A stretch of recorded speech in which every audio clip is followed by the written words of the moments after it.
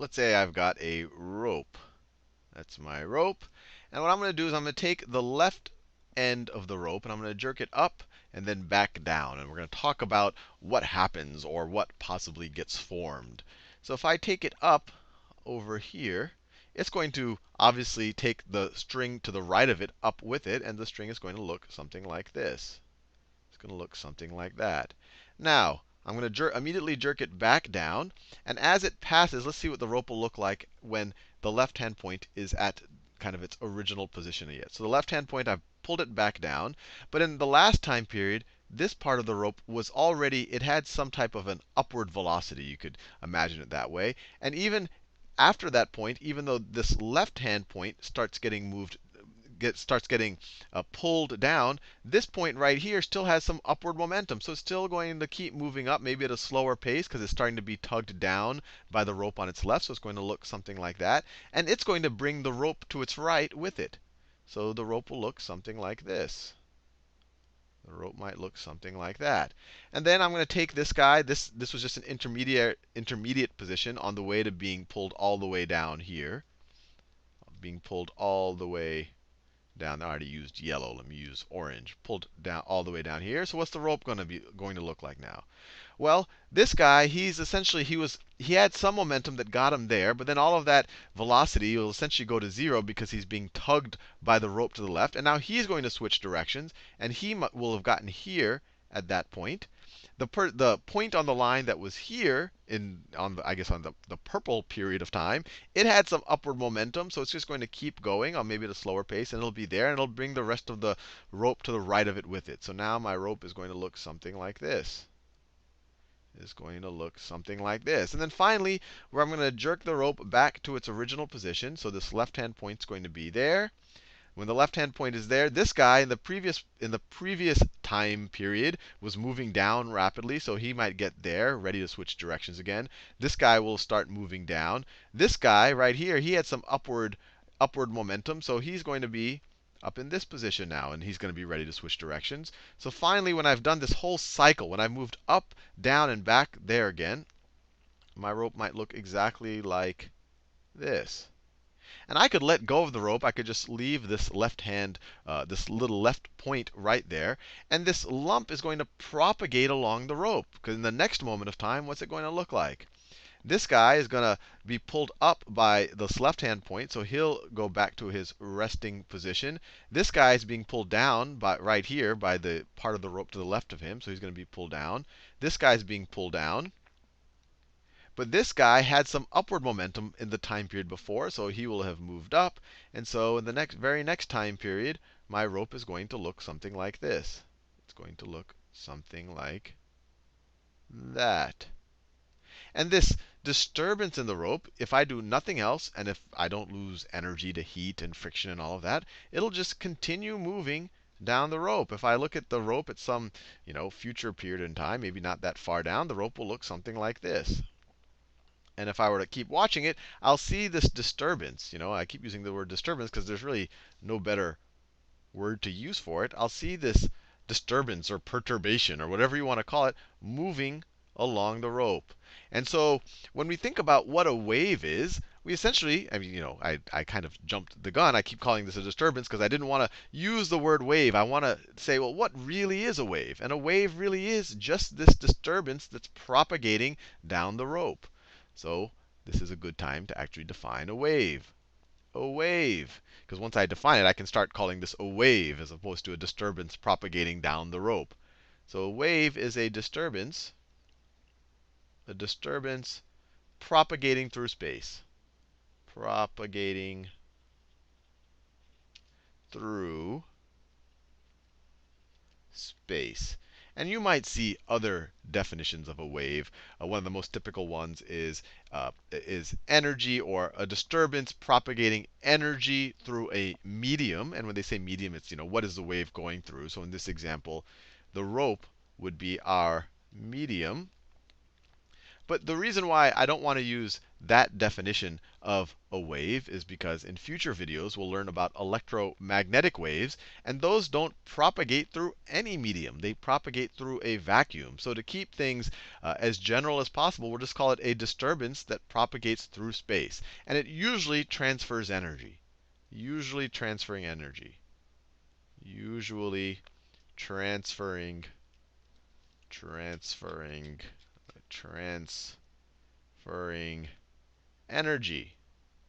What do I mean by transferring energy? Well, on this left-hand part of the rope, I gave a little energy to the rope. I moved it up, down, and then back again. And then after I did that, that up, down, back again is happening successively to every point to the right on the rope. So, if I waited long enough at this point on the rope right here, it's going to move up, down, and then back again. Exactly what I did over here, it's going to happen to this point on the rope. And then later on, it's going to happen to some other future point on the rope.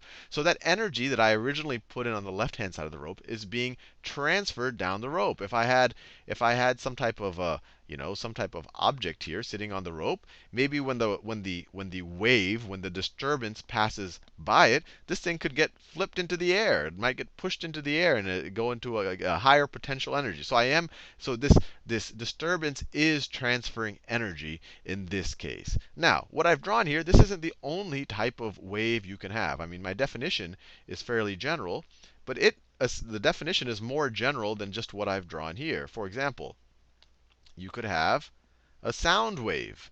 Imagine you have a bunch of, if you just look at the air, if you just look at all of the molecules in the air, they're just, they have some density that looks something like that.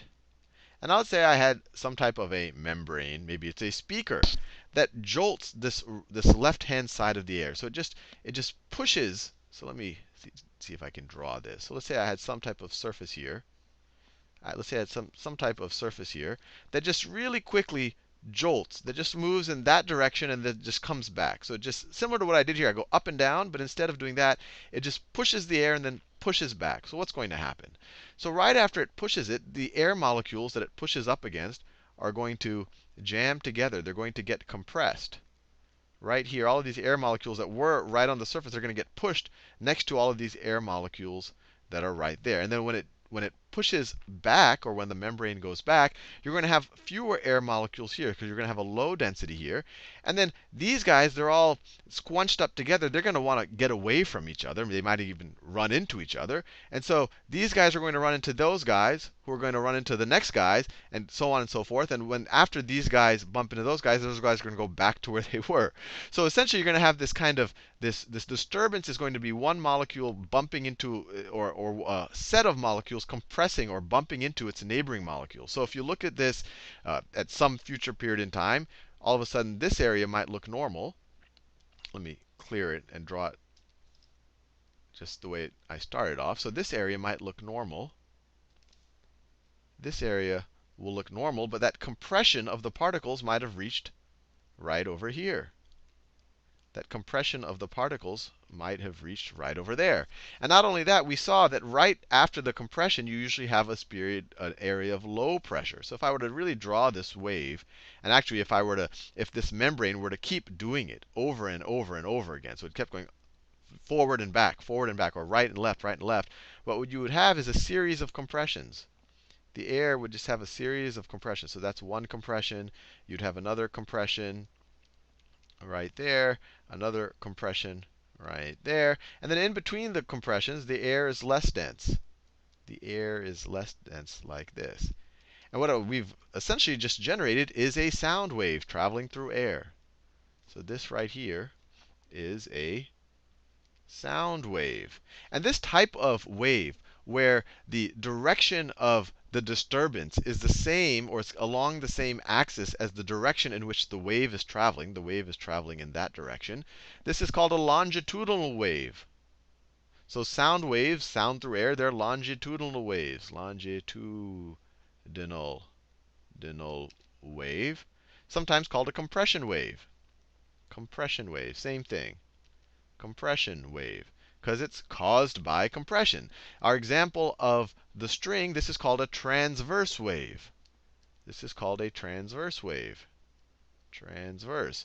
Because the disturbance, the movement of the medium, is going in a direction transverse to or in an axis that's transverse to the direction of our movement. We're moving in that direction to the right, but actually our wave is moving to the right, but the actual medium is moving up and down. Our medium is moving up and down. That's why this is called transverse. While here, the medium is moving left and right while the wave moves to the right. So it's along the same axis. So we're dealing with compressional or longitudinal. Now, in this first example, I just did one cycle. I just jerked up, down, and back again, and I created this one disturbance. And we can call this, when you just do it once, you can view this as a wave pulse. If I kept doing that, if I just went up, down, back again, and I kept doing it periodically over and over again, then I would generate a periodic wave, and my string would look something like this. My string would look something like well, actually, it would look something like